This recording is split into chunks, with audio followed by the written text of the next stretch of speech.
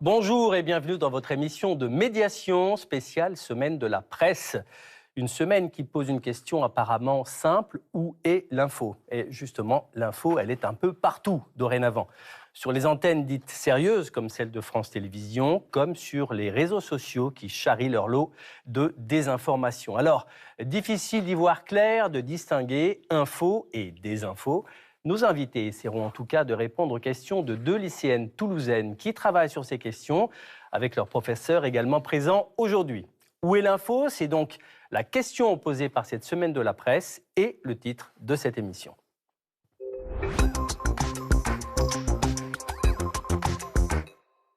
Et puisque nous sommes dans la semaine de la presse à l'école, débutons avec nos invités qui en viennent justement de l'école, ou plutôt du lycée. Rita Chevreau, Ronida Hassan, bonjour. Bonjour. Voulez-vous, s'il vous plaît, vous présenter en quelques mots pour nos téléspectateurs, Rita? Moi, du coup, c'est Rita, j'ai 16 ans, je suis élève au lycée Joséphine Baker. De Toulouse? De Toulouse, exactement. J'étudie les trois spécialités géopolitique, sciences politiques, histoire des arts et littérature anglaise. Voilà. Et voilà. C'est déjà pas mal. Ronida? Moi, c'est Ronida et je suis élève de première au lycée Joséphine Baker à Toulouse. J'étudie les spécialités sciences politiques, littérature anglaise et économie. Parfait, merci beaucoup. Alors maintenant, à moi de présenter nos autres invités. Et d'abord, votre professeur, bonjour, Pascal Cabaret-Rueff. Vous êtes enseignant depuis près de 25 ans, je crois, actuellement à Toulouse, donc au lycée Joséphine Baker. Professeur d'histoire et géographie d'un côté, d'enseignement moral et civique de l'autre. Alors, enseignement moral et civique, pour ceux qui ne connaissent pas, c'est le nouvel intitulé, je crois, apparu après l'attentat contre Charlie Hebdo, globalement. Et à ce titre, vous parlez avec vos élèves de la presse, de l'information ou de la liberté d'expression. Bonjour Marianne Théolaire. Bonjour. Journaliste à France Télévisions, longtemps reporter dans différentes rédactions régionales de France 3. Vous avez été longtemps l'un des visages de France Info Télévisions et maintenant vous êtes dans l'équipe de C'est quoi l'info qui produit des sujets d'info pour les 12-18 ans et cela diffusé sur les réseaux sociaux. Et bonjour Anaïs Anquet. Bonjour. Les téléspectateurs des JT de France Télévisions vous connaissent bien, évidemment. Vous êtes journaliste, reporter notamment sur les terrains de guerre, Proche-Orient, Ukraine, etc. D'ailleurs, vous revenez d'Ukraine. Comment travaillez-vous? Comment vérifiez-vous les informations? Ce seront, je pense, des questions que nos deux lycéennes souhaiteront vous poser. Et nous allons débuter par une question un peu bateau pour vous deux, Rita Chevreau et Ronida Hassan. Comment et où vous informez-vous? Alors, qui commence? Moi, je m'informe principalement sur les réseaux sociaux, comme TikTok, Instagram, et je suis des chaînes de médias, comme Le Monde, Quotidien. Toujours sur les réseaux sociaux? Oui, sur les réseaux sociaux. Et à la télé aussi, je vois des choses comme TF1, France Télévisions, Quotidien. Et sinon, auprès de mes proches, je me renseigne aussi. Très bien. Rita? Moi, également sur les réseaux sociaux, je suis notamment Hugo Décrypte. Je suis souvent ce qu'il fait. Qui d'ailleurs a aussi une émission sur France Télévisions maintenant. Oui, j'ai vu où il interview des célébrités, il me semble. J'écoute aussi notamment beaucoup ce que mes parents me disent parce qu'ils s'informent beaucoup. Pareil, je regarde le Quotidien tous les vendredis soirs. D'accord. Alors, j'ai une autre question pour vous. Alors, c'est celle de la confiance que vous accordez aux différents médias que vous suivez, dont vous venez de nous parler. Avant de vous entendre sur ce point, si vous le voulez bien, on va regarder ensemble ce qu'il en est pour les Français, l'ensemble des Français, interrogés par le journal La Croix dans son baromètre annuel de confiance dans les médias. Selon cette enquête, on fait d'abord confiance à ses proches, 70%, vous en avez parlé vous-même, c'est la première ligne de ce panneau. Puis, aux journaux d'info de la télévision, 69% des personnes interrogées, ou encore à la presse régionale. Et à l'inverse, tout en bas du panneau, vous le voyez, les gens interrogés font visiblement très peu confiance aux réseaux sociaux et aux influenceurs, 29 et 19% respectivement. Alors, Rita Chevreau et Ronida Hassan, est-ce que vous vous retrouvez dans ces chiffres? Ça vous semble correct? Moi, je me retrouve assez dans la question des proches. Parce qu'évidemment, moi, j'ai très confiance en ce que mes parents me disent. Mais ce qui est niveau réseaux sociaux et influenceurs, je ne me reconnais pas trop parce que, personnellement, moi, les influenceurs et les réseaux que je sélectionne, j'essaie de faire en sorte d'en trouver et de choisir ceux qui m'ont l'air les plus fiables aux yeux de tous, pas forcément que des jeunes. C'est parce que justement, vous les sélectionnez. Oui, exactement. Du coup, c'est pour ça que je ne me reconnais pas trop dans les 19 et 26%. Mais vu que là, il y a marqué que c'est seulement pour les 18 ans et plus, bah, notre génération... Qui ont été interrogés, effectivement. Voilà. Notre génération n'est pas comptée là-dedans, donc voilà. Ronida? Et moi, pareil. Au niveau des proches, je me reconnais aussi. Et comme elle l'a dit, Rita, c'est des plus de 18 ans. Et on prend en compte les personnes âgées qui ne sont pas forcément sur les réseaux sociaux et qu'ils ont, à travers les médias, ils ont une mauvaise image des réseaux sociaux et du coup, ils vont moins les utiliser, etc. D'accord. Alors, en tout cas, pour essayer de mettre d'accord ceux qui ont confiance dans les journaux télévisés ou la presse classique et ceux qui préfèrent les réseaux sociaux de l'autre côté, eh bien, nous avons demandé à Marianne Théolaire d'être avec nous aujourd'hui. Alors, je le disais, Marianne, vous réalisez des sujets d'info pour les 12-18 ans, justement, dans C'est quoi l'info? Et tous les modules sont diffusés sur les réseaux sociaux. Alors, est-ce que d'abord, vous connaissez C'est quoi l'info, Rita et Ronida? Moi, je ne connais pas parfaitement. Je ne suis pas vraiment tout, mais j'ai déjà vu des vidéos, surtout les plus virales, qui sont passées sur TikTok. Ouais. Donc voilà, c'est tout ce que je sais. Pareil, j'ai vu les vidéos sur TikTok. Bon, déjà, ça marche. On fait des millions de vues parfois, donc c'est bien. Donc en tout cas, sur TikTok, ça marche. Ouais. Alors, Marianne Théolaire, où est-ce qu'on trouve C'est quoi l'info et qu'est-ce que vous mettez en avant particulièrement? Alors, C'est quoi l'info? C'est sur toutes les plateformes, TikTok, Instagram, YouTube, Snapchat. C'est aussi sur franceinfo.fr, sur l'appli. On retrouve nos vidéos sur le site. Et c'est du contenu, en effet, pour les 12-18 ans, avec des infos vérifié, je le dis comme ça, c'est fait. Mais voilà, il y a un vrai travail journalistique, évidemment, derrière. C'est des sujets d'actu qui vont durer 1 minute environ, ce qu'on appelle des shorts. Mais ça, nos lycéennes savent de quoi il s'agit. Donc, on va parler de l'actu dont tout le monde parle, mais on va essayer de la rendre accessible à hauteur d'ado. Quand il y a le cyclone Chido à Mayotte, on en parle, mais on parle surtout des conséquences pour les élèves. Quand il y a un changement de Premier ministre, ça arrivait pas mal l'année dernière, on fait un portrait, mais à hauteur d'ado. On a des sujets plus légers aussi, sur les préoccupations des ados. Ça peut être l'argent de poche, ça peut être le temps d'écran, ça peut être Parcoursup, voilà, des questions d'éducation qui les intéressent. Et on a des formats plus longs. Alors ça se passe sur YouTube. Et donc, c'est sur l'actu internationale. C'est des interviews de personnes inspirantes. On a interviewé Violette d'Orange, la plus jeune navigatrice du Vendée Globe. Ou alors des youtubeurs que vous suivez, je pense, comme Chévise, qui est prof et qui raconte son quotidien sur YouTube. On va avoir un extrait justement tout à l'heure. Grâce aux chiffres d'écoute, aux vues, vous savez exactement ce qui fonctionne le mieux d'ailleurs. Et c'est quoi sur C'est quoi l'info? Alors, petite parenthèse, il y a les vues, évidemment, c'est important d'être vu. Et quand on fait des millions de vues, on est content. Mais il y a aussi les commentaires. Et ça, c'est très précieux parce qu'il n'y a pas de statistiques, en fait, sur les mineurs. On ne sait pas s'il est moins de 18 ans. Enfin, on n'a pas les chiffres. Mais on a les commentaires. Et là, on sait qu'on touche vraiment notre public quand on nous dit « bah oui, moi, ça me concerne, moi, ça me parle. Oui, j'habite à 10 minutes de ce collège, etc. » Ce qui marche, c'est des sujets, justement, de votre quotidien. Ça peut être l'absence de professeurs. Je parlais des vœux sur Parcoursup, des sujets d'infoservice un peu sur les résultats du brevet. C'est les agressions aussi devant les établissements. Et puis c'est plus léger. C'est la musique. La K-pop intéresse beaucoup notre public. Enfin voilà, la musique coréenne, sud-coréenne. Oui, je connais la K-pop. Mais vous avez raison de préciser les choses.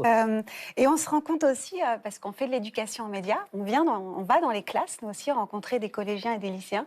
Et ce qui les intéresse aussi, c'est les sujets géopolitiques. D'ailleurs, je crois que Rita, tu as cette spécialité-là. Ronida aussi. Oui, toutes les deux. Et voilà, ils ont une conscience politique. Ils s'intéressent aux droits des minorités, aux peuples qui souffrent dans le monde. Justement, on va écouter un extrait d'un sujet que vous avez réalisé, Marianne, qu'on trouve sur YouTube, puisque c'est un sujet long.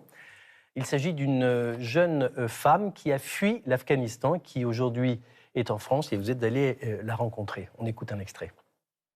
Le jour que j'avais peur que les talibans ils arrivent, en fait, c'était le jour qu'il y avait une explosion dans notre collège. J'étais à l'école et après, mes parents, ils ont pensé que Atifa est morte parce que c'était vraiment une grande explosion.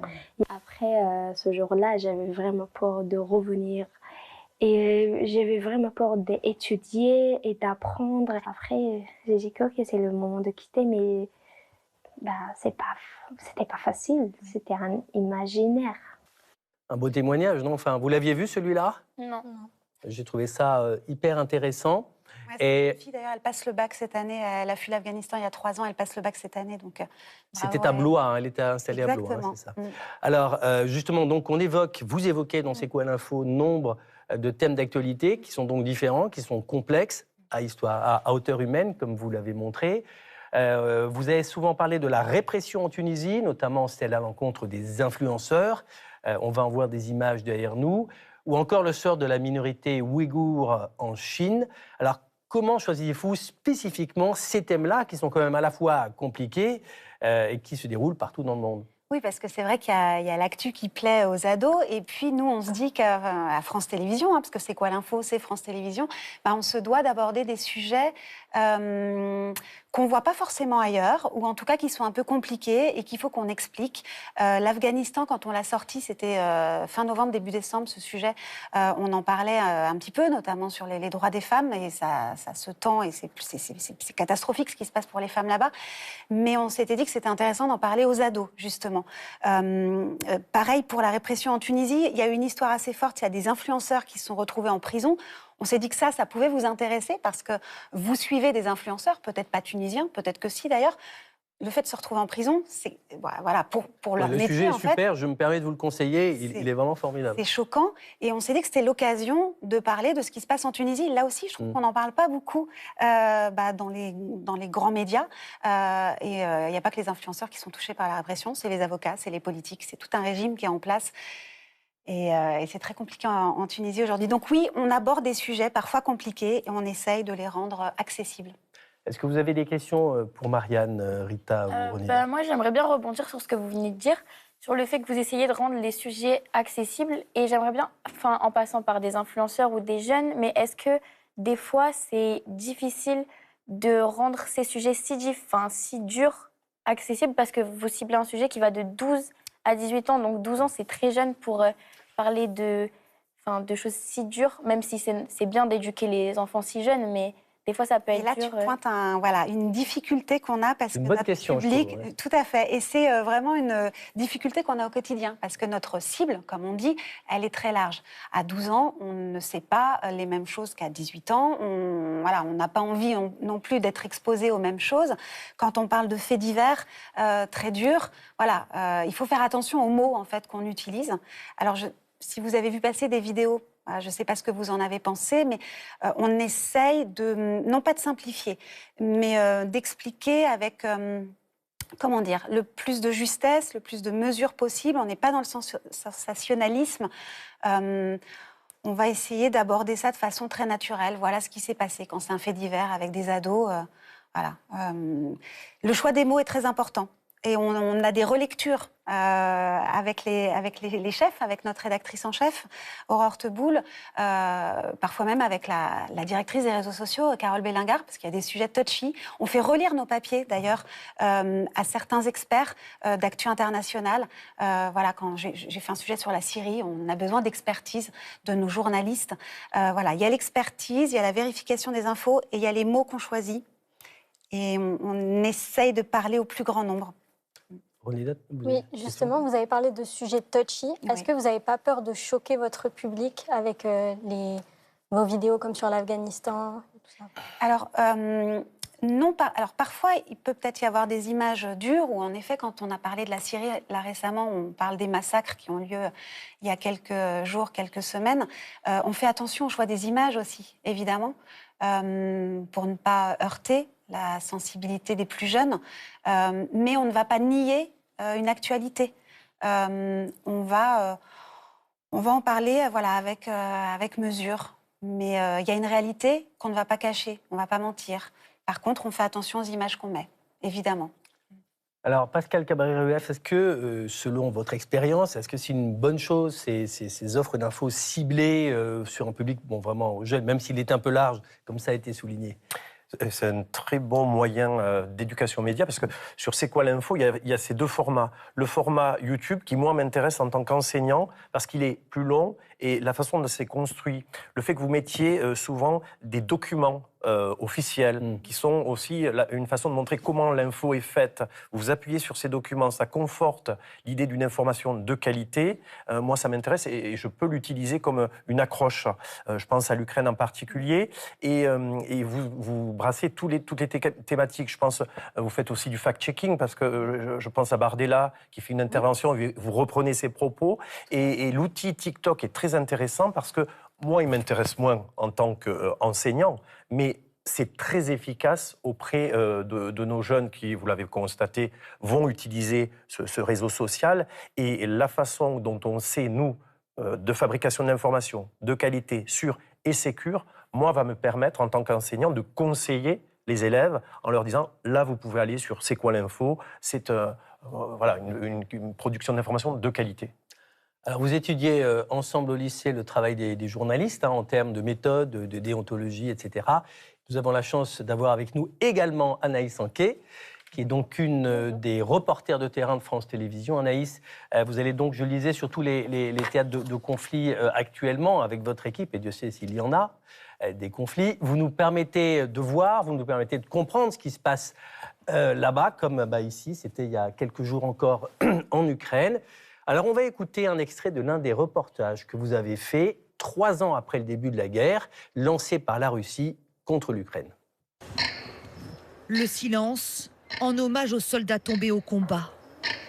Dans la foule, Natalia fixe sans relâche la tombe de son fils. Ivan, 36 ans, avait rejoint l'armée au début de la guerre pour défendre Boutcha. Je ne ressens plus rien depuis sa mort. Je n'arrive pas à m'en remettre. Je ne peux pas. Je veux juste que tout ça s'arrête. Les larmes du deuil et la douleur du souvenir. Boutcha, ville martyre. Lors des premières semaines du conflit, l'armée russe a occupé la commune, torturé et tué des centaines de civils. Leurs noms ont été inscrits sur ce mur. 3 ans après, le prêtre Andriy se souvient de chaque victime. Ici, il y a 3 noms. Une mère et ses 2 enfants. Ils avaient 4 ans et 9 ans. On ne peut pas faire notre deuil car la guerre n'est pas finie. Les civils continuent de mourir. Et les drones volent toujours au-dessus de nos têtes. Hier encore, un drone est tombé sur la ville. Pour les habitants de Boutcha, le 3e anniversaire de la guerre est une nouvelle épreuve. Au total, 500 civils ont été tués à Boutcha. 3 ans après, la ville est encore meurtrie. Et pourtant, même ici, de plus en plus d'habitants se posent cette question. Faut-il continuer de se battre ou faut-il accepter de négocier? Alors, Ronida Hassan-Lirita Chevreau, quand vous voyez Anaïs Anquet sur le terrain comme là, ou d'autres reporters, est-ce que vous vous dites merci à elle, sans ces images, on ne peut pas comprendre ce qui se passe, on n'aurait pas les infos? Et est-ce que vous voyez la différence entre ce reportage et le fait que sur certains réseaux sociaux, les images qui sont diffusées, on ne sait pas d'où elles viennent?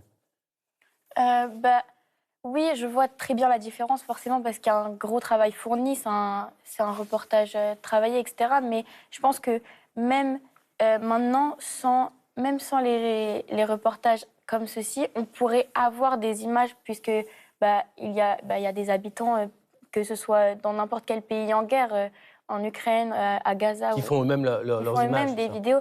Mais là, on a du coup un reportage bien plus travaillé et bien plus,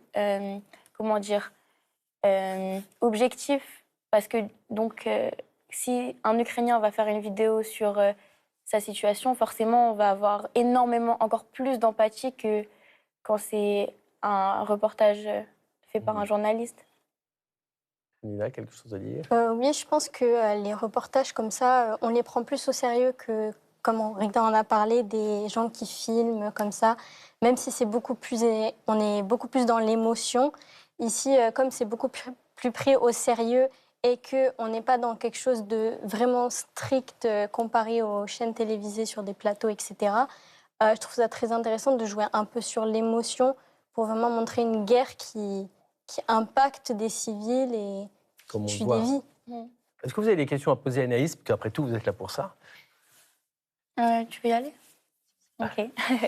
Moi, j'aurais une question par rapport à vous. Comment vous vous sentez quand vous voyez ce genre? Parce que je suppose que vous avez dû voir des images choquantes, puisque, si j'ai bien compris, vous y êtes allé plusieurs fois en plus. Donc, mentalement, ça doit être super difficile de continuer à vivre une vie normale quand on a vu des choses aussi choquantes. Oui, honnêtement, le retour en France est toujours un peu compliqué. Il y a quelques jours où il faut se réadapter.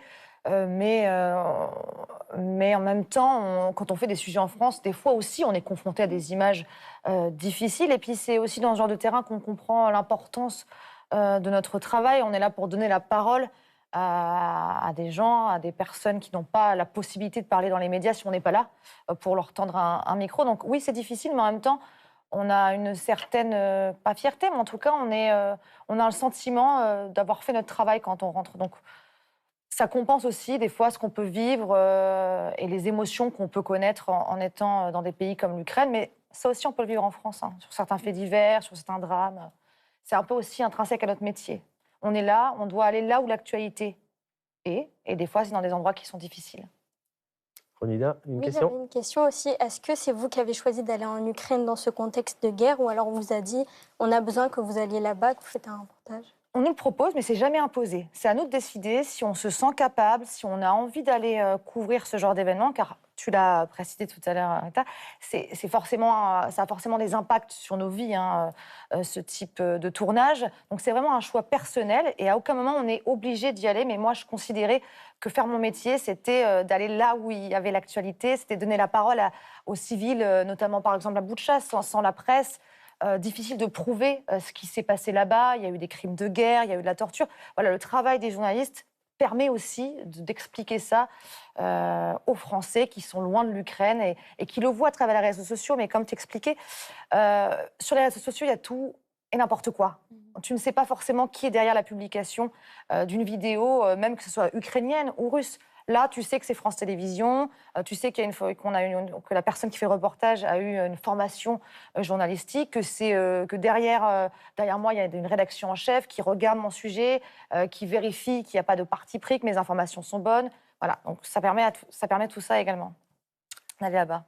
Alors, Pascal Cabaret-Rueff, vous êtes, je rappelle, professeur d'histoire-géographie, mais aussi d'enseignement moral et civique. Dans ce cadre, vous réalisez notamment des vidéos avec vos élèves, comme Rita et Ronida, du lycée Joséphine Becker, sur différents sujets d'actualité, comme la laïcité. Vous avez évoqué aussi avec un député ce que c'est d'être élu, mais vous en avez fait beaucoup ces dernières années. Est-ce que, selon vous, vos élèves voient bien la différence entre les images rapportées du terrain, comme celles que Anaïs et son équipe ont rapportées, celles qui traînent sur les réseaux sociaux, parce que comme disait Anaïs, on ne sait pas toujours d'où elles viennent. Comment parlez-vous de ça? Alors, on est obligé d'aborder cela parce qu'en effet, les élèves s'emparent de ces sujets d'actualité qui touchent tout le monde. Leurs parents leur en parlent. Ils viennent avec des points de vue. Et en effet, comme l'ont dit Rita et Ronida, des fois, ils viennent avec ce qu'ils ont vu sur les réseaux sociaux et des témoignages qui sont un point de vue. Et l'avantage d'avoir ces reportages et de leur dire « je vais vous partager l'accès au reportage », là, vous avez les deux points de vue. Je pense le conflit ukrainien, le conflit à Gaza, clairement, les élèves sont très sensibles à ces sujets. Et nous, au sein de l'éducation nationale, que ce soit en EMC ou en histoire, on revient sur l'image, elle vient d'où?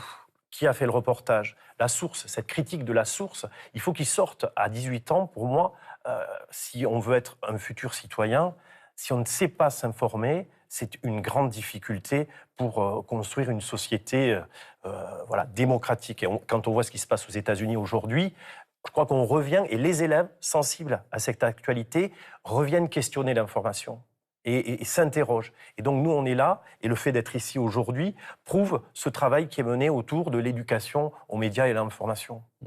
Alors, des élèves de votre lycée sont déjà venus sur ce plateau en 2017. L'émission était alors présentée par notre amie Marie-Laure Augry, qui leur avait posé la même question que moi. Comment vous informez-vous? On écoute. C'est important de savoir, vous, comment vous vous informez, quelles sont vos pratiques, en l'occurrence. Toi, Désirée, un peu le journal, tu regardes encore? Je regarde donc les journaux télévisés, je m'informe à travers multiples réseaux sociaux et les journaux papier aussi. Alors, toi, tu regardes aussi un peu les journaux télévisés? Oui, le 20h. Voilà, plutôt TF1. Oui, plutôt TF1. Bah oui, mais libre à toi. Internet aussi? Oui, Internet, un peu comme tout le monde, enfin toute la jeunesse de maintenant, et oui aussi les journaux papier, les journaux régionaux. Alors, à l'époque, le lycée s'appelait le lycée Rive-Gauche, mais c'est bien le même, il s'appelle maintenant Joséphine Baker. Alors, monsieur le professeur, d'après vous et selon votre expérience, est-ce que la façon de s'informer et l'appréhension de l'information de vos élèves d'il y a 8 ans et celle d'aujourd'hui, est-ce que c'est pareil? Alors l'évolution, il n'y a plus de papier. Je tiens à vous le dire, Plus du mes tout. élèves ne parlent plus de papier. Tout est numérique.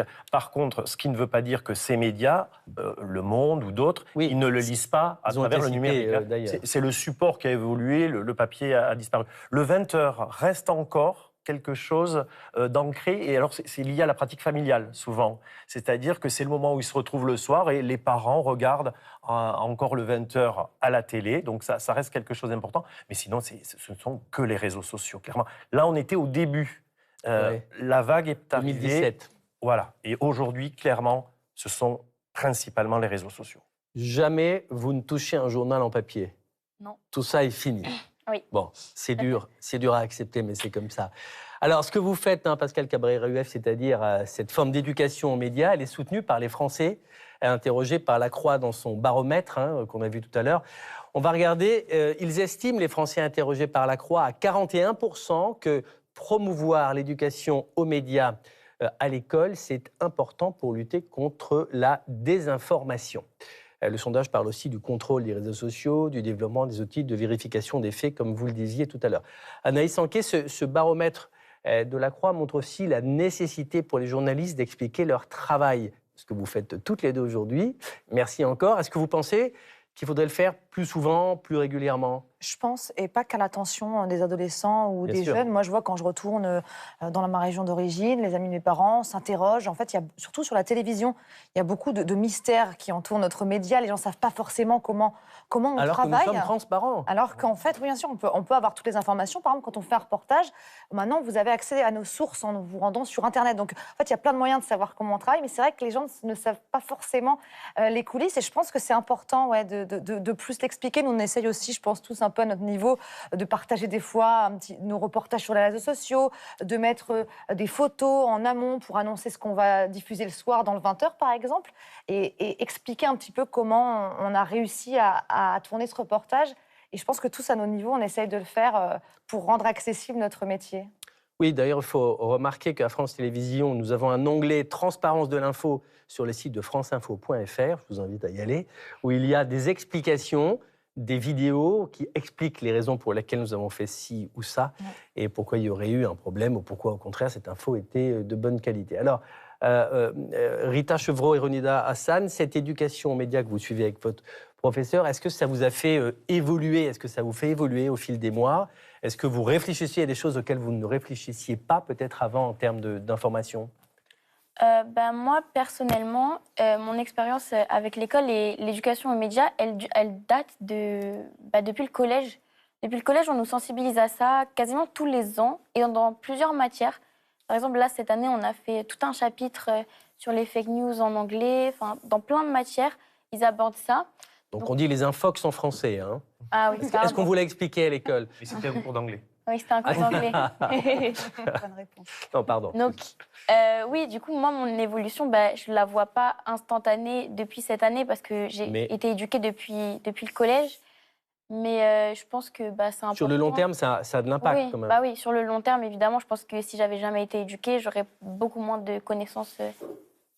Ronida? Et moi, c'est le contraire. J'ai l'impression de ne pas avoir assez d'éducation aux médias parce que moi, au collège, j'en ai pas connu du tout. Et je pense que c'est très important parce qu'aujourd'hui, avec l'IA notamment, les gens ils peuvent facilement se faire avoir, et alors qu'il y a des signes qui montrent que c'est généré par une intelligence artificielle. Alors c'est vrai qu'on ne va pas parler d'intelligence artificielle aujourd'hui, c'est un sujet absolument énorme. On a déjà fait des émissions, on en fera d'autres. Pascal Cabré-Rueff, vous allez assez loin dans votre lycée avec vos élèves, puisque par exemple, pour évoquer la liberté d'expression, vous avez invité des journalistes de Charlie Hebdo à débattre avec ses élèves. On va regarder un reportage de France 3 Occitanie, Pascal Félix et Odile Denoun sur cet événement, et on en reparle après. Les journalistes de Charlie Hebdo face au micro des lycéens, avec des questions sur leur engagement dans le journalisme, leur façon de traiter l'actu ou le choix des caricatures. Provoquer, c'est susciter la réflexion chez l'autre et le laisser libre de cette réflexion-là. La personne est indignée, elle n'est pas contente, elle est blessée, et ben en fait ça la fait travailler, ça la fait réfléchir et elle déduit elle-même toute seule ce qu'elle a envie d'en penser. Des explications en petit comité pour le réseau du lycée. C'est quand même vraiment très chouette de pouvoir discuter avec cette jeunesse-là, de Charlie, d'accueillir leurs questions, de voir comment est-ce qu'ils pensent le journal, nos valeurs. La laïcité, la liberté d'expression, le droit à la caricature, mais de voir aussi comment ils voient la presse, c'est-à-dire qu'ils retrouvent du plaisir à lire des journaux qui sont écrits différemment et par des personnes qui essaient de dire des choses différentes, et ça c'est très important je pense. La liberté d'expression à tout prix, que signifie être Charlie? Deux premiers thèmes de débat pour amorcer le dialogue avec la centaine de lycéens. Moi je suis assez d'accord sur l'idée de droit au blasphème parce que voilà, c'est des idées tout le monde doit exprimer ce qu'il pense. Au fil des débats, les lycéens s'avèrent parfois mal à l'aise avec la liberté d'expression.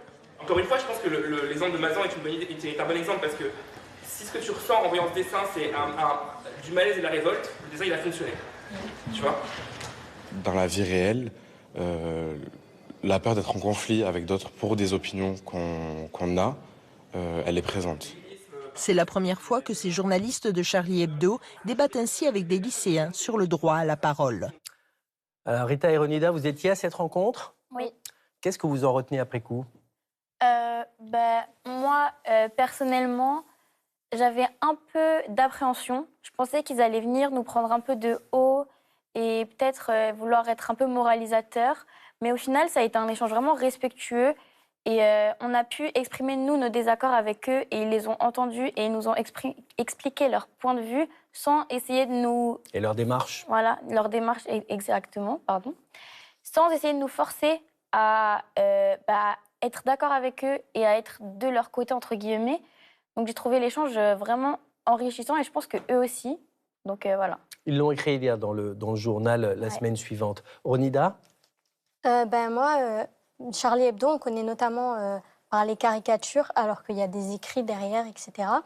Mais ce qui m'a beaucoup intéressé pendant l'échange, c'est qu'ils nous ont vraiment expliqué pourquoi ils font des caricatures et pourquoi ils veulent choquer. Parce que pour choquer, pour donner une information, il faut choquer. C'est ce qu'ils nous avaient expliqué. En tout cas, dans leur journal. Oui, voilà.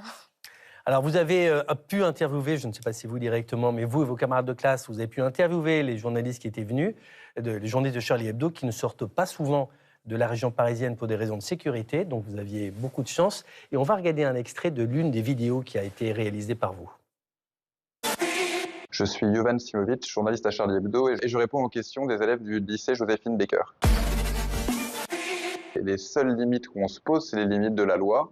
Donc on ne peut pas faire de diffamation. En France, il y a un encadrement assez strict. Le droit de la presse qui est jugé par la 17e chambre. C'est à peu près la seule limite que je suis allé chercher chez Charlie. C'est une totale liberté dans l'écriture et aussi dans le choix des sujets que j'ai envie de traiter.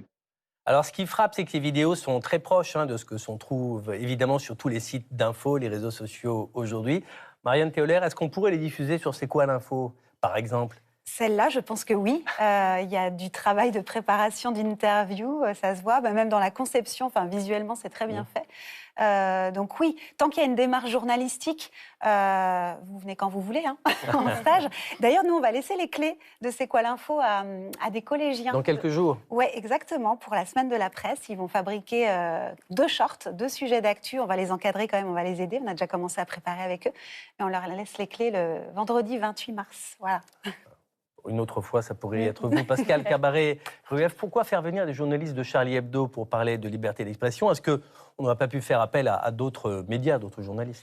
Je pense qu'il y a l'actualité. Pour moi, il y a eu le 11 janvier 2001, le 11 septembre 2001, pardon, et ce 7 janvier 2015, et on a tué des gens qui défendaient la liberté d'expression.